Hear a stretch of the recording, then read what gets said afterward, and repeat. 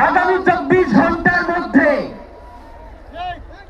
স্বরাষ্ট্র উপদেষ্টা এবং সহকারী উপদেষ্টা জনতার সম্মুখে এসে তারা এই খুনের ব্যাপারে আগামী এক সপ্তাহ ধরে কি পদক্ষেপ নিয়েছে তা জনসম্মুখে জানাতে হবে। যদি তারা জানাতে না পারে তাহলে তাদেরকে পদত্যাগের জন্য প্রস্তুত কোনোভাবেই শরীফ ওসমান হাদির রক্তকে বৃথা যেতে দেব না। ঘোষণা করতে চাই, শরীফ ওসমান হাদির রক্তের মধ্য দিয়ে বাংলাদেশ ইনসাফ কায়েম হবে। তিনি বারংবার বলেছেন বাংলাদেশের স্বাধীনতা সার্বভৌমত্ব রক্ষা এবং ইনসাফের লড়াইয়ের জন্য আমাদেরকে যদি জীবন দিয়ে দিতে হয় আমরা জীবন দিয়ে দেব। সুতরাং প্রিয় বন্ধুগণ, আমাদেরকে ইনসাফের লড়াই লড়তেই হবে। আপনারা রাজি আছেন কিনা? সেই সাথে আমরা আরো বলতে চাই, সিভিল মিলিটারি ইন্টেলিজেন্সের মধ্যে ঘাপটি মেরে বসে থাকা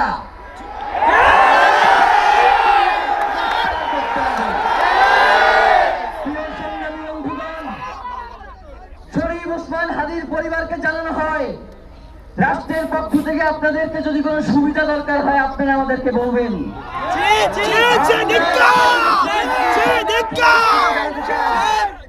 যদি এই রাষ্ট্রকে রক্ষা করতে শরীফ ওসমান হাদির পরিবারের 5 সদস্য তার ভাই এবং বোনদের যদি রক্ত লাগে তারা দেওয়ার জন্য প্রস্তুত হয়েছে। এই খুনিদেরকে চিহ্নিত করে বিচারের মুখোমুখি করতে হবে। আমরা আপনাদেরকে আরেকটা ঘোষণা দিয়ে আজকের বক্তব্য শেষ করতে চাই। ওসমান হাদির নিরাপত্তার জন্যই কোন জায়গা থেকে তার লাশ নিয়ে যাওয়া হবে আমরা জানি না। ওসমান হাদিরা কি মৃত? তিনি আমাদের লক্ষ কোটি তরুণের মধ্যে জীবিত হয়ে যাবে ইনশাআল্লাহ।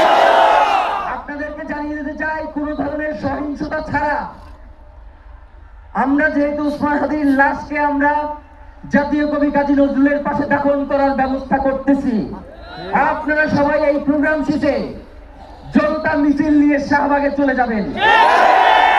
আমরা ওখানে গিয়ে আপনাদের সাথে দাফনের পরে কথা বলবো।